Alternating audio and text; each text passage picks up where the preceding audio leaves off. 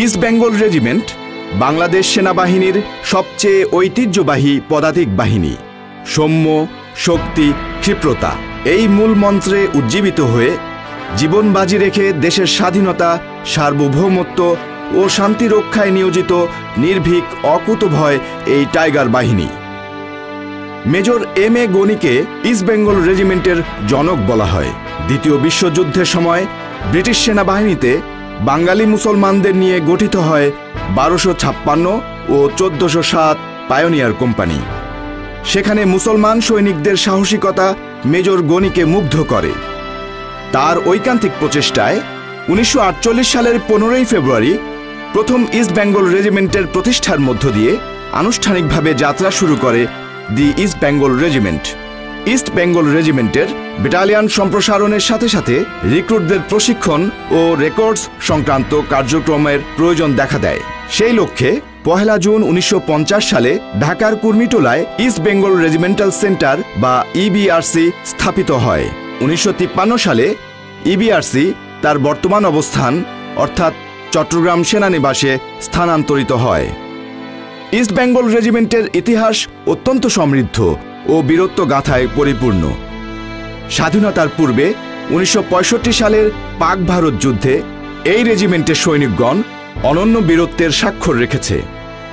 রেজিমেন্টের ইতিহাসের সবচেয়ে গৌরবময় অধ্যায় রচিত হয়েছে আমাদের মহান মুক্তিযুদ্ধের সময়।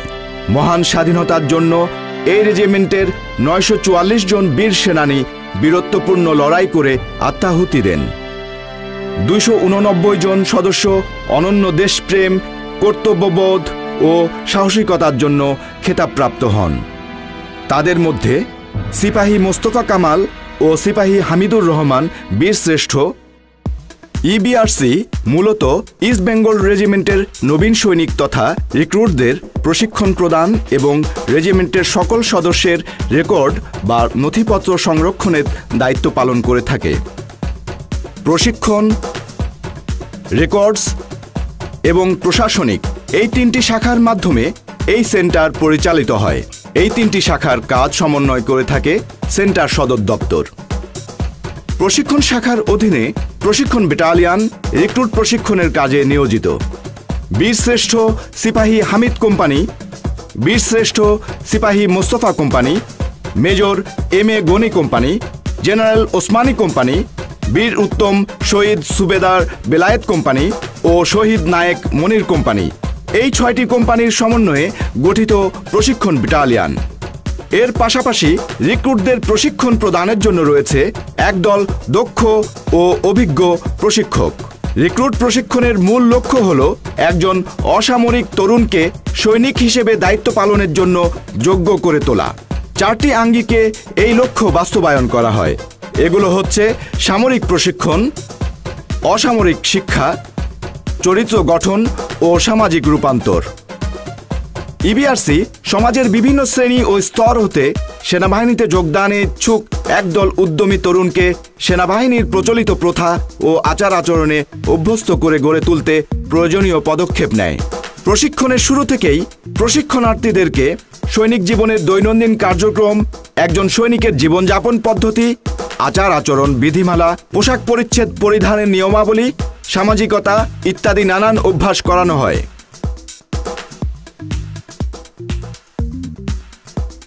প্রশিক্ষণ চলাকালীন একজন রিক্রুটকে পিটি বা শরীরচর্চা, ড্রিল,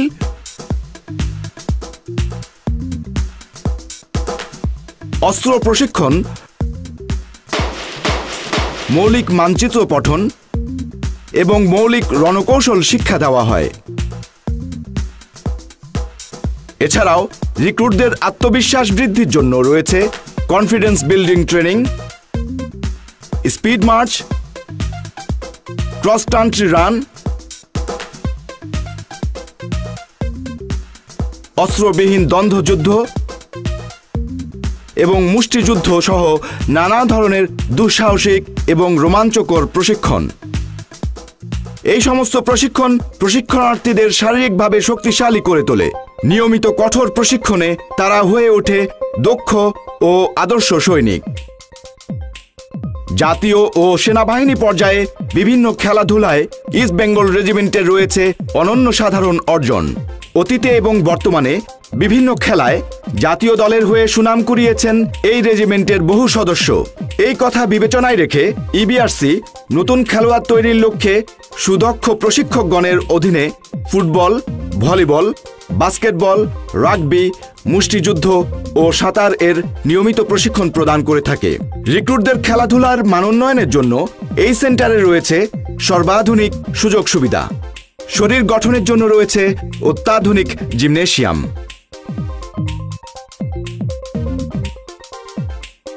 রিক্রুট প্রশিক্ষণের মূল লক্ষ্য বাস্তবায়নে যে 4টি বিষয়কে গুরুত্ব আরোপ করা হয়েছে, শিক্ষা তার মধ্যে অন্যতম। সাধারণত একজন রিক্রুট মাধ্যমিক পরীক্ষায় উত্তীর্ণ হয়ে প্রশিক্ষণে যোগদান করে। এই সেন্টারে তাদের উচ্চ মাধ্যমিক পর্যায়ে বিনামূল্যে লেখাপড়ার সুযোগ দেওয়া হয়। ইবিআরসির মৌলিক প্রশিক্ষণের গুরুত্বপূর্ণ একটি অংশ হল রিক্রুটদের চারিত্রিক গুণাবলীর উন্মেষ ঘটানো। এখানকার মৌলিক প্রশিক্ষণের ধাপে ধাপে মুক্তিযুদ্ধে এই রেজিমেন্টের অবিস্মরণীয় বীরত্বগাথা, সেনাবাহিনীর চেতনা ও মূল্যবোধ সমূহ, বিভিন্ন প্রেষণা ও প্রেরণামূলক বক্তব্য, ধর্মীয় অনুশাসনের চর্চা, বিভিন্ন মনীষীদের জীবনী আলোচনা সহ বিভিন্ন বাস্তব ঘটনার পর্যালোচনা এবং বাস্তব জীবনে তার অনুশীলন রিক্রুটদের মনোজগতে ব্যাপক পরিবর্তন এনে দেয়। তারা চারিত্রিকভাবে হয়ে ওঠে সৎ, অনুগত, নিষ্ঠাবান ও সুদৃঢ়, হয়ে ওঠে অনন্য দেশপ্রেমে উদ্বুদ্ধ চৌকস সৈনিক। দেশমাতৃকা ও সেনাবাহিনীর প্রতি নিঃশর্ত আনুগত্য তাদের করে তোলে নির্ভীক। মৌলিক প্রশিক্ষণের পাশাপাশি হ্যাশ রান ও ট্রিক ড্রিলের প্রচলন প্রশিক্ষণে বৈচিত্র্য এনে দিয়েছে। ঐতিহ্যবাহী ব্রতচারীর নৃত্য ও বিভিন্ন ধরনের প্রতিযোগিতার আয়োজন প্রশিক্ষণার্থীদেরকে তার সুপ্ত প্রতিভা বিকাশে সহায়তা করে। বর্তমানে ইবিআরসিতে রিক্রুট প্রশিক্ষণে যুগান্তকারী পরিবর্তন আনা হয়েছে। 2014 সাল থেকে পূর্বে প্রচলিত 6 মাসের মৌলিক প্রশিক্ষণের পরিবর্তে 1 বছর মেয়াদী মৌলিক প্রশিক্ষণের পরিকল্পনা গ্রহণ করা হয়। সদ্য যোগদান করা অসামরিক তরুণদের নিয়মিত কঠোর প্রশিক্ষণে আরও দক্ষ ও নিখুঁত সৈনিক গড়ে তুলতে ইবিআরসির প্রশিক্ষণের প্রতিনিয়ত আধুনিকায়ন করা হচ্ছে। একজন অসামরিক তরুণ ইবিআরসির 1 বছরের মৌলিক প্রশিক্ষণ শেষে সেনাবাহিনীর পদাতিক ইউনিটে দায়িত্ব পালন করার মৌলিক যোগ্যতা অর্জনে সক্ষম হয়।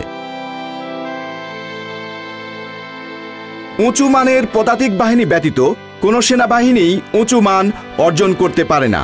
শত বছরের পুরনো এই বাণীটি এই আধুনিক যুগেও একইভাবে প্রযোজ্য। আধুনিক রণপদ্ধতি বা কৌশল প্রতিদিনই পরিবর্তন হচ্ছে। এই সেন্টার সফলতার সাথে ভবিষ্যতের যুদ্ধক্ষেত্রের এই প্রয়োজনীয়তা অনুসারে আধুনিক পদাতিক সৈনিক তৈরিতে অবদান রেখে চলেছে। সেনাবাহিনী তথা দেশের যে কোনো প্রয়োজন মেটাতে ইবিআরসি প্রস্তুত। ইস্ট বেঙ্গল রেজিমেন্ট তার সদস্যদের অবিস্মরণীয় সাহস, গরিমা এবং আত্মত্যাগের মাধ্যমে সমরে ও শান্তিতে সর্বদাই জাতির সবচেয়ে গুরুত্বপূর্ণ সম্পদ হিসেবে পরিগণিত হয়েছে। শুধু দেশেই নয়, পৃথিবীর বিভিন্ন প্রান্তে বিদেশের মাটিতেও এই টাইগাররা নিজেদের যোগ্যতার স্বাক্ষর রেখে চলেছে। আর এই টাইগারদের সূতিকাগার হিসেবে ইবিআরসি সর্বদাই অনন্য গর্বে গর্বিত।